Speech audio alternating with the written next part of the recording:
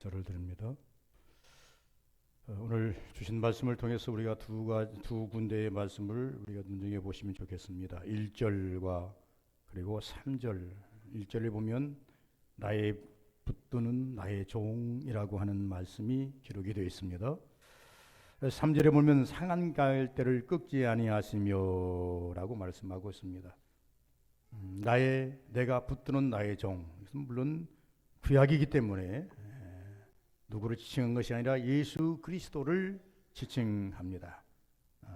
예언적으로 예수 그리스도를 이야기하고 있고, 또 상하갈 때에는 누구인가라고 할 때 죄악에 다 젖어서 망할 수밖에 없는 소멸돼가는 우리 인생을 말씀을 하고 있습니다.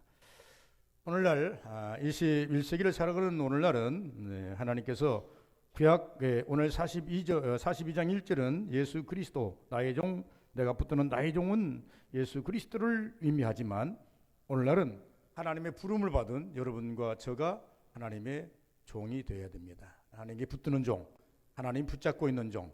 하나님은 어떤 종들을 붙잡기를 원하시는가? 하나님은 어떤 종들을 붙잡고 쓰시기를 원하시는가라고 하는 것을 우리가 눈여겨볼 필요가 있습니다. 42장 붙드는 종 다음에 내 마음에 기뻐하는 자, 하나님 마음에 들어야 된다는 겁니다. 두 번째는 곧 내가 택한 사람을 보라. 수많은 영혼들이 이 땅에 있고 인생들이 있지만 하나님께서는 아무나 자기 백성 삼은 것이 아니고 하나님의 선택을 받아야 된다. 그리고 또 그런 사람에게 나의 영을 부어주겠다. 우리에게는 하나님의 영이 있어야 됩니다. 그래서 육으로는 안 됩니다. 그래서 우리는 적어도 하나님이 마음에 드는 사람, 구약에서 보니까 다윗이 내 마음에 합한 자라 이렇게 말씀을 하고 있습니다. 또 누가 택함을 받은 자인가? 야곱을 향해서 말합니다. 야곱아, 이스라엘아, 너는 나의 것이라, 내 것이라. 내가 너를 지명하여 불렀나니 너는 내 것이다. 하나님의 선택이 있었다는 것을 말씀하고 있습니다. 그리고 여기서 보니까 남녀 종들에게 하나님께서 영을 부어주겠다. 그래서 구약에 보면 하나님의 영이 임하면 그 영을 가지고 선포를 합니다. 영이 임하지 않은 상태에서는 도저히 메시지가 나가질 않아요. 만약에 영이 임하지 않은 상태에서 메시지가 나간다고 한다면 그것은 거짓 선지자들입니다. 악한 선지자들입니다. 정말로 하나님의 옳은 선지자들은 하나님의 영이 임해서 그 영으로 메시지를 증거하는 그런 모습을 우리가 볼 수가 있겠다. 그러면서 우리가 3절을 보자 그랬어요. 상한 갈대를 꺾지 아니하시고 라고 말했습니다. 여러분, 하나님의 붙드는 종이십니까? 그렇게 되기를 주의 이름으로 축원을 드립니다. 하나님이 기뻐하는 사람입니까? 하나님의 꼭 마음에 드는 우리 성도님들 다 되시기를 주의 이름으로 축원을 드립니다. 여러분, 심령에는 항상 하나님의 영이 내주지하소서 영적인 사람으로 살아가기를 주의 이름으로 부탁을 드립니다. 그래서 우리 찬송가에다 보니까 주 떠나가시면 내 생명 헛되네 이렇게 말하고 있습니다. 그러면서 성경 여러 곳에서 말합니다. 영에 대해서 말합니다. 영적으로 말합니다. 하나님의 영이 없으면 하나님의 사람이 아니다. 하나님의 영이 없으면 하나님의 사람이 아닐진데 하나님의 영이 없으면 하나님이 종도 될 수가 없는 겁니다. 이스라엘의 많은 선지자들 가운데 내도 선지자다. 에레미야에서 보면은 나도 선지자다 하고 무수한 사람들이 나타나서 자기들 나름대로 예언을 합니다. 그때 하나님께서 이렇게 말씀하십니다. 나는 그들의 입에 영을 말씀을 주지 않았고 나는 그들의 마음에 입술에 내 말을 주지 않았고 내 영이 함께하지 아니하므로 저들이 하는 예언은 다 거짓되고 저희들이 하는 예언은 전부 다 자기의 유익을 위해서 내뱉는 언어이니라 라고 말합니다. 여러분, 땅에 세례 요한이 오셨습니다. 세례 요한이 오셔서 많은 핍박을 받습니다. 일부에서는 세례 요한을 선자의 반열에서 그를 기뻐하는 자도 있지만은 그리고 일부에서는 세례 요한을 아주 죽이려고 이렇게 말합니다. 그런데 세례 요한이 왜 세례 요한인가? 그러니요, 하나님의 영이 그 안에 내주지하였고 그리고 그는 곧 하나님의 말씀을 항상 그 입을 통해서 복음을 전파하는데 때로 사람들이 듣기 싫은 소리, 거북한 소리를 할지라도 그는 하나님의 말씀을 계속 외치고 있더라. 이렇게 말씀하고 있습니다. 저는 오늘 이 본문 속에서도 3절 말씀, 상한 갈대를 꺾지 아니하시며. 상한 갈대, 여러분과 제가 상한 갈대의 원흉입니다. 상한 갈대의 원흉, 지금 이제 그 밖에 나가면 두 가지의 꽃이 피어 있죠. 하나는 갈대가 있고 하나는 억새풀이 있습니다. 억새풀이 쉽게 꺾이지 않습니다. 지금 억새풀은 다 이제 꽃이 피어서 말라가고 있는데, 말라간다고 해서 그냥 꺼지는 게 아니고 거부진 바람이 불어도 잘 안 꺾입니다. 그런데 어느 순간에는 꺾이게 되죠. 여러분, 갈대 강가에 가면 갈대가 있습니다. 이제 갈대에 가면요, 갈대도 마찬가지입니다. 갈대도요, 지금은 다 말라가지만은 절대 잘 꺾이지를 않습니다. 그러나 이것이 어느 정도 시점이 가면 스스로 꺾이기를 시작합니다. 여러분, 이 성경은 우리에게 상한 갈대라 혹은 뭐 상한 그 억새풀 같은 그런 것으로 비유하고 있는데, 이 우리 인간들은 하나님 앞에서 하나님에게 실망을 안겨둔 영원한 존재들입니다. 예수가 왜 이 땅에 오셔야 됐는가? 예수가 왜 이 땅에 하늘 영광 버리시고 인간의 몸을 입으시고 이 땅에 오셔야 했는가? 하나님을 실망시켰던 원흉 인간들을 살리기 위해서 이 땅에 오신 것이 아닙니까? 에덴 동산 최고의 영광을 사탄에게 넘겨준 존재가 누굽니까? 아담입니다. 하나님께서 그렇게 보시기에 좋았더라, 심히 좋았더라고 말씀하신 이 에덴을 그냥 일순간에 넘겨져 버린 것이 누구냐 그러면 아담입니다. 죽어마땅하지요. 하나님께서는 말씀했지 않습니까? 정령 먹는 날에는 네가 정령 죽으리라. 죽어야 마땅한 인간인데도 하나님께서는 그를 영원히 죽이지 아니하시고 쫓아내기는 하셨지만은 영원히 죽이지 아니하시고 하나님께서 그를 보호하셨다는. 하나님은 사랑을 영원히 사랑하는, 사람을 영원히 사랑하는데 사람은 하나님을 영원히 배반하고 있습니다. 심지어 할 수만 있으면 사람은 자기의 유익을 위해서 에덴 동산에 그 다음에 온 죄악이 무엇입니까? 첫째는 에덴 동산에서 온 죄악은요, 인간이 하나님을 배도하는 것으로부터 죄악이 들어왔습니다. 두 번째의 죄가, 창세기의 두 번째 죄의 원흉이 있는데 두 번째는 살인죄입니다. 살인도 어떤 살인입니까? 자기 동생을 죽이는 가인의 살인입니다. 다른 사람도 아니고 자기 동생을 죽이는. 왜 동생을 죽였습니까? 자기 유익을 위해서 동생을 죽이는. 그러니 인간은 하나님께로부터 버림받아 마땅한 인간입니다. 이미 버림받았음에도 불구하고 그 버림받은 집단 안에서도 또 다른 자기의 이권을 위해서, 자기의 유익을 위해서 죄를 범하는 인간, 이것이 여러분과 저입니다. 아무리 우리가 옳게 살고 믿음으로 산다 하지만 어느 순간에 보면 나의 유익을 위해서 열심히 쫓아가는 초라한 내 모습을 보게 되는 것입니다. 우리 영적으로 이런 모습들을 볼 수 있어야 된다, 저는 이렇게 말씀하고 있습니다. 하나님은 지금까지 사람을 한 번도 속여본 일이 없습니다.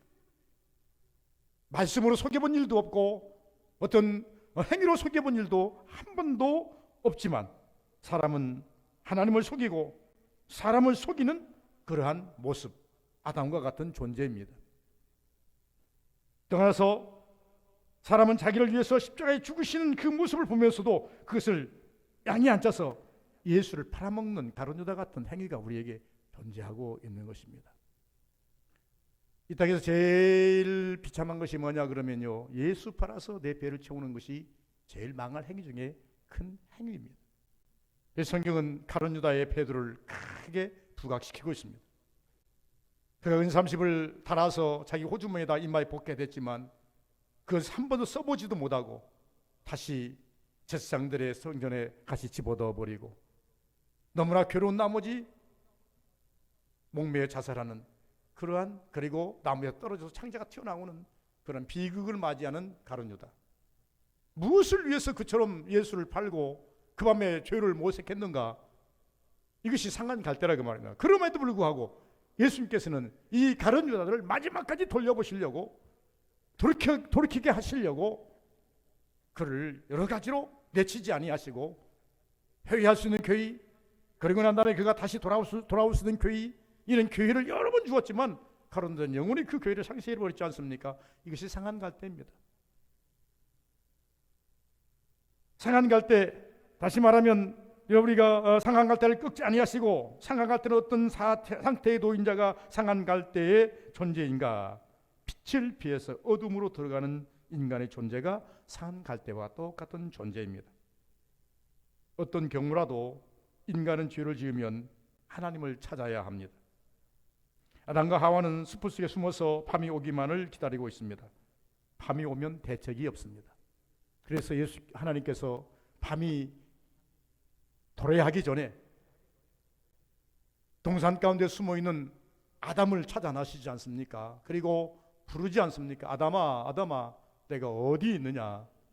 죄를 지었으면 하나님 내가 죄를 지었나이다 하고 주님 앞에 하나님께 빨리 나와서 엎드렸다고 한다면 하나님께서 다른 방법으로 그를 치유해 주셨겠지만 그는 하나님께 나가는 것이 부끄러웠던지 아니면 무서웠던지 숨어버리는 그런 모습.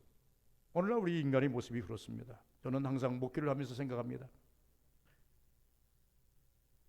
우리가 하나님 앞에서 좋은 것을 고백할 수 있으면 얼마나 좋겠습니까? 그러면 그때는 와서 하나님께 기쁨으로 고백하시면 하나님 감사합니다. 이 은혜 주셔서 감사합니다. 이렇게 해주셔서 감사합니다. 그때는 기도가 잘 되지요. 그러나 우리가 잘못했을 때 하나님께 나와서 엎드릴 때는 좀 힘듭니다.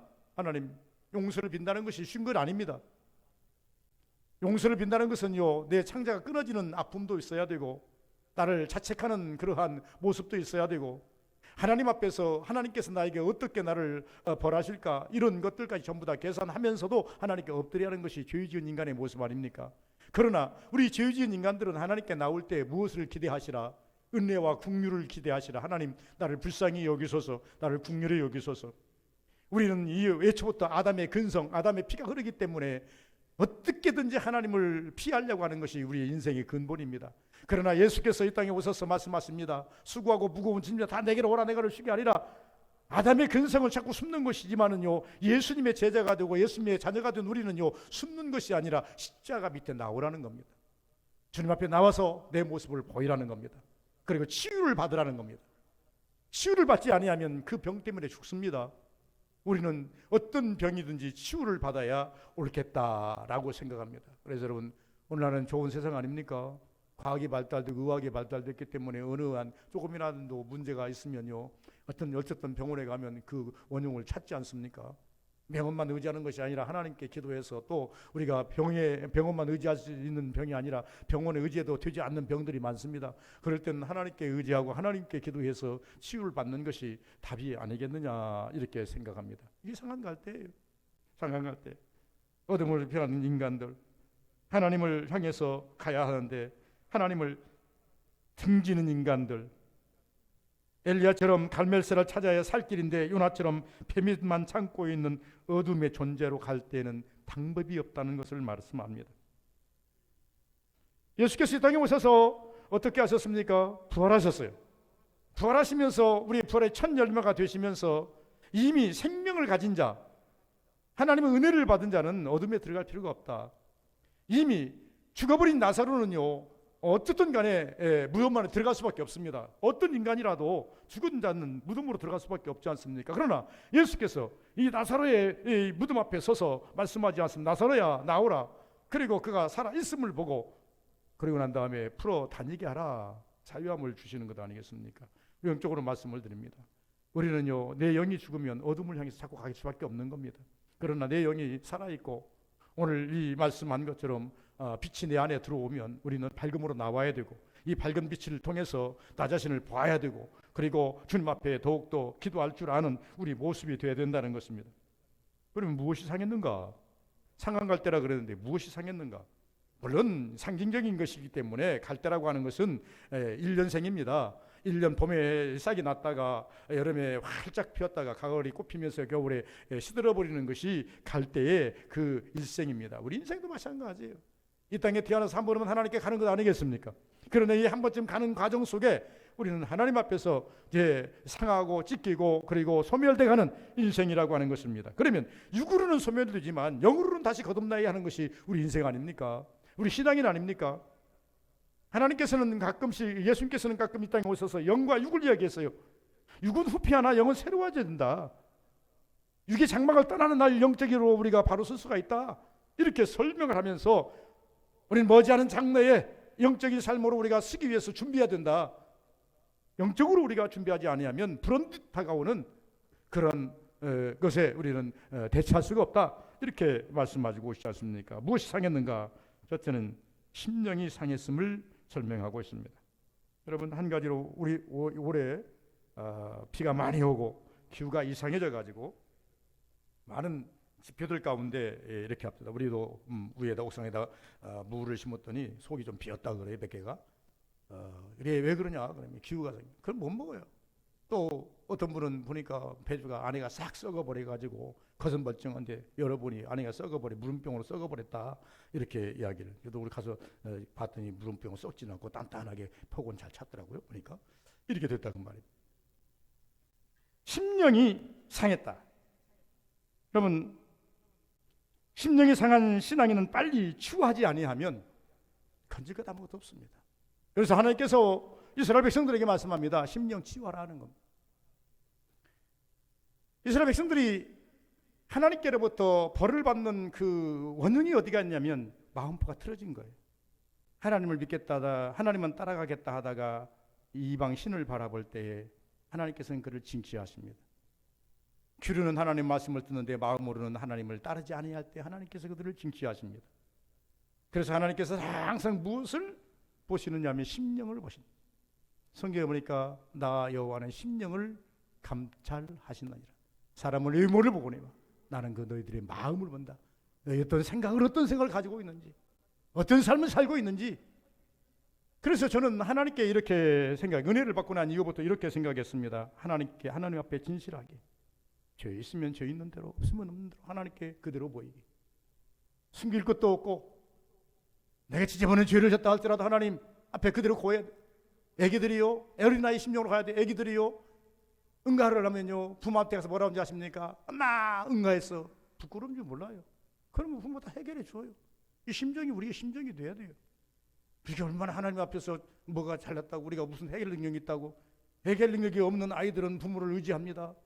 우리는 죄 문제에 우리가 해결 능력이 없어요. 그래서 하나님 앞에 맡기는 것 아니겠습니까? 그래서 저는 이 성경을 알고 난 이후부터, 말씀 은혜를 받고 난 이후부터 기도할 때 항상 하나님 앞에 진실하게 내 모든 것을 다 숨김없이 오피하게. 사람에게 볼 건 없어요. 목사에게 볼 것도 없어요. 하나님의 없었을 때 나의 마음을 싹 펼쳐놓고 주여 주님이 보시옵소서, 아시옵소서. 주님 보실 때 속되고 죄되고 더러운 것은 뽑아주시고, 그래도 근거가 있고 근원이 있고 남을 만한 것이 있고 하나님 취할 만한 것이 있으면 그것은 하나님께서 취해 주옵소서. 왜? 우리는 한절이 하나님의 것 아닙니까? 도대체는 왜 이 심령이 상했는가? 썩어가는가? 상한 갈대가 됐는가? 사명감이 썩어가고 있다는 것입니다. 여러분, 사무엘상에 보시면요, 사무엘상에 이가붓이라고 하는 이제 그 언어가 나옵니다. 이가붓은 히브리어로 무엇을 의미한다고 그랬습니까? 하나님이 떠났다, 옮겼다. 하나님이 여기서 이리 옮겼다, 떠났다. 성경에 보니까 지표를 많이 옮기더라고요. 하나님이 이제 누구 집에서 누구 집으로 옮기고, 이 나라에서 저 나라로 옮기고, 복이 자꾸 옮겨지더라고요. 저는 이렇게 생각합니다. 구약에서는 하나님께서 복을 옮기고 은혜를 옮기고 기술을 옮기고 막 옮깁니다. 그러나 신약에서는요, 또 그것도 상징적이겠지만 신약에는요, 성령이 땅 임재하십니다. 성령 임재하셔서 이곳에 계신 성령님이요, 어느 날 옮길 때가 있습니다. 그래서 지표를 옮겨버리는, 계시록을 옮겨버리더라고요. 옮겨버리는 그런 경우들이 많습니다. 내 안에 계신 성령이 나를 떠나서 다른 거 옮겨. 그래서 우리는 항상 생각해요. 주 떠나가시면 안 돼요. 주님은 계속 어제도 오늘도 이곳에 계셔야 돼요. 주님은 항상 나와 심령에 계셔야 돼요. 그것이 우리가 살 길인 거예요. 그런데 주님이 떠나는 이유, 우리가 상해지는 이유, 우리가 썩어지는 이유, 우리가 꺾이는 이유가 뭐냐? 사명이 무디어진다는 겁니다. 썩어간다는 것입니다. 이가붓. 그러니까 하나님께서 이제 엘리 제사장에게 주었던 사명을 사무엘에게 넘겨버리는 거예요. 그러니까 엘리 제사장의 집은 폭망. 다 죽지 않습니까? 두 아들은 전쟁에 나가서 죽고, 그리고 난 다음에 자기 며느리 4개 낳다 죽고, 아이도 다 태어나지만 죽고, 자기는 이제 비둔해서 그 소리 듣고 넘어져서 목이 부러져 죽고, 완전히 하나님이 떠나버린 그 가정의 패망입니다. 그래서 우리는 생각할 때는 하나님이 떠나버린 자리에 무엇이 남겠는가? 남는 건 아무것도 없습니다. 그러므로 우리는 항상 신앙생활하면서 어찌하든지 하나님이여 이곳에 내 곳에 내 마음에 내 심령에 계시기를 그렇게 소원해야 되고, 그리고 우리는 사명적으로 예배를 드려야 되고, 사명적으로 기도해야 되고, 사명적으로 생명운동해야 되고, 우리 사명적으로 하나님을 섬기지 아니하면 우리 심령이 쉽게 무너지는 그런 모습을 볼 수가 있다. 어떤 것이 썩는가? 어떤 것이 상실되고 있는가? 우리 안에 있는 은혜, 우리 안에 있는 은사들이 썩고 있다. 하나님께서는요, 사람마다 많은 은사들을 주십니다. 서부교인들도 참 특징이 있어서 개인마다 하나님께서 주신 은사들이 많을 거예요. 그걸 이것이 은사인가 아닌가 몰라서 여러분들 그걸 써먹지 못해서 그러지, 많은 은사들을 주셔요. 깨닫기를 바라고, 내가 아무리 옆에서 당신의 이런 은사가 있습니다, 이런 은사가 있어도 그건 자꾸 내 마음에 안 나와요. 내 스스로가 터치해서 깨어나야 돼요. 여러분, 우리가 병아리를 시골에서 키워보면요, 병아리를 키우기 전에 암탉이 알을 한 20개 정도 넣어주면요, 큰 암탉은 한 20개 좀 더 넣어주고, 조금 암탉이 좀 적으면 20개 정도를 넣어줍니다. 그러면요, 암탉이 21일 동안요 밖에 나가지도 않아요. 딱 1시간 정도 먹으로 1시간 정도 나가고는요 그대로 있습니다. 그리고요, 그 알들을 어떻게 하는지 아십니까? 뒤집어요. 네? 참 이게 참 하나님의 그 창조 섭리가 그러더라고요. 가만히 안고만 있는 게 아니라요, 부리로 알을 이렇게 뒤집어요. 왜 그러냐면 여기는 따뜻한데 밑에는 출 것 같으니까 뒤집고 해가지고요 온도를 골고루하게 만들어요. 그러면 알들이 절대 골지 않고 전부 다 나옵니다. 그런데 지향으로냐, 삐약 뭡니까? 저기 20일쯤 되면요 기다립니다. 내일이 21일쯤 되니까 나오겠다. 기다리면 어김없이 그 둥지에서 삐약 소리가 납니다. 그러면요, 그냥 급한 마음에 가서 이렇게 가서 암탉을 이렇게 드러내고 보면요, 이 암탉이 이게 찍는 게 아니라 이 안에서 병아리가요 알을 깨고 나와요. 알을 깨고 촉촉촉 솟아가지고 그 좁은 공간에서 어떻게 그 알을 좇고 나오는지 알을 딱 좇고 나와요. 그러한 병아리는 건강한 병아리예요. 생존력이 있는 병아리예요. 그러나 만약에 아이고 이거 병아리가 갇혀서 답답하면 어떡하나고 주인이 어른들이 가서 알칼을 갖다 빡폭에 놓지 않습니까? 죽어요. 자생력이 없어 바로 죽습니다. 그래서 이 병아리를 제가 이렇게 봤습니다. 여러분, 제가 왜 이렇게 말씀드리는 거 하니까, 아무리 제가 뭐 집사님, 권사님, 장로님 이런 은사가 있습니다 해도 그것이 사실적으로 내 마음에 확 깨닫지 않습니다. 여러분 스스로가 터치해서 하나님께 나에게 은혜를 주셨구나, 내게 견도의 은혜를 주셨구나, 충성의 은혜를 주셨구나, 막 이런 은사를 주셨구나, 이거 알아요.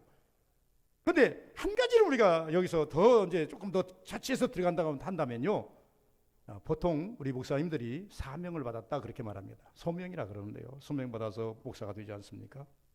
제 경우를 볼 때나 또 다른 분들의 이 사명 받았던 것을 기억해 보면요, 물론 꿈속에서 뭐 만났다, 뭐 어디 기도하다가 무엇을 보았다, 그리고 이렇게 하는 경우들이 많습니다. 여러 경우들이니까 그거는 뭐 각자의 가지고 있는 하나님의 조명이니까 그걸 가지고 논할 것은 없습니다. 그러나 보다 더 근본적인 것은 무엇이냐 그러면 이것입니다. 내가 이렇게 하지 아니하면 내 마음에 불붙는 것 같아서, 내가 하나님께 예배드리지 아니하면 못 살 것 같아. 내가 기도하지 아니하면, 내가 하나님 앞에 기도하지만 나는 못 살 것 같아. 내 죽는 것 같아. 내가 그리고 난 다음에 하나님 앞에 이렇게 봉사하지 아니하면 내가 살아남을 것 같지가 않아. 이렇게 내가 하나님 앞에 이제 뭐 몸으로나 아니면 충성으로나 전도로나 이렇게 하지 아니하면 정말로 내가 사업이 안 될 것 같고, 직장이 힘들 것 같고, 내 인생이 힘들 것 같다.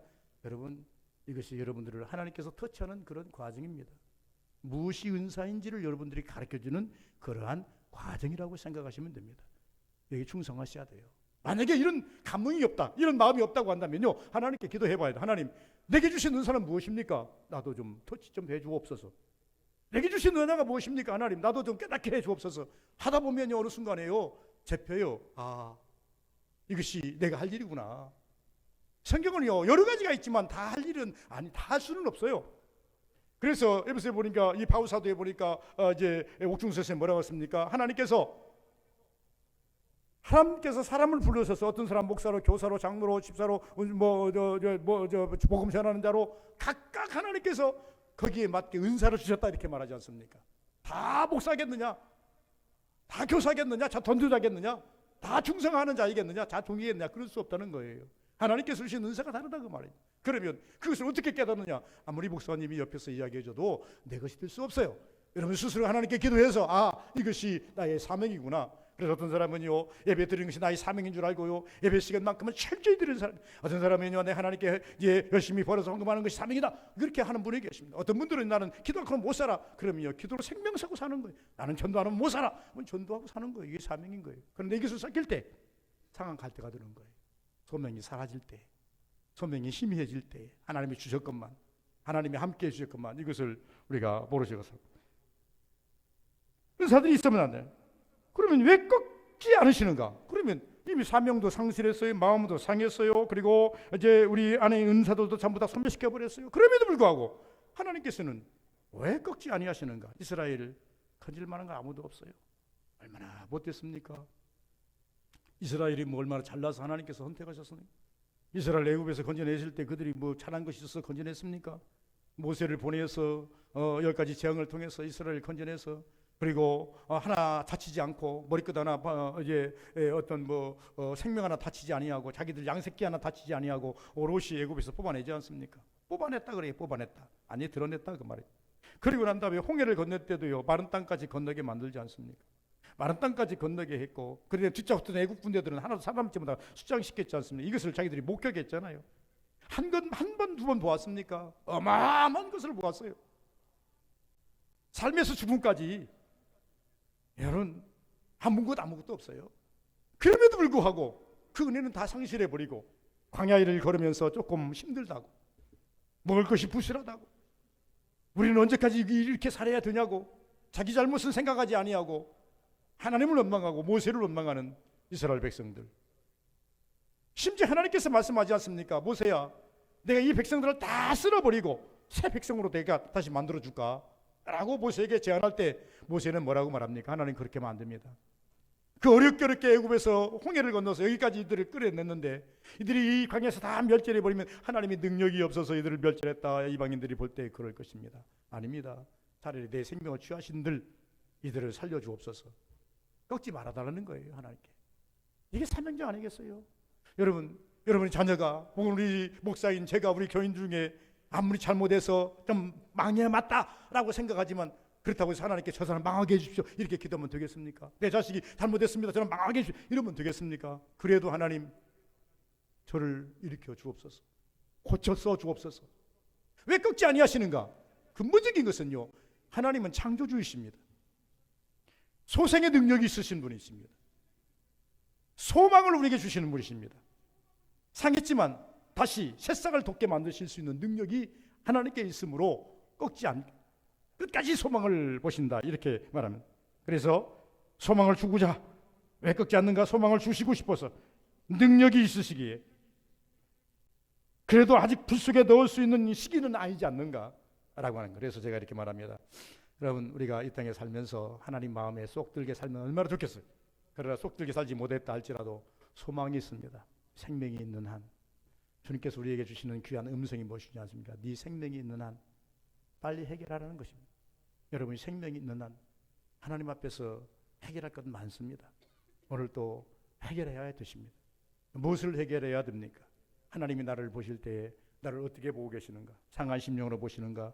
앞으로 올라가서 1절에 보니까 뭐라고 그랬어요? 내가 붙드는 나의 종. 여러분, 하나님께서 붙드는 종이라고 한다면 염려할 것 없습니다. 이미 여러분을 어떻게 합니까? 마음의 기쁨으로 하나님께서 여러분을 받으셨기 때문에.